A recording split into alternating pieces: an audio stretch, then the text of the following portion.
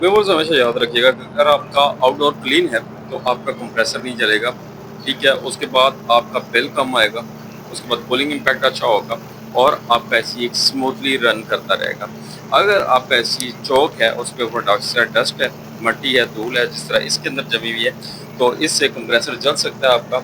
उसके बाद उसकी पंपिंग जो है वो वीक हो सकती है या उसमें कोई डैमेज आ सकता है।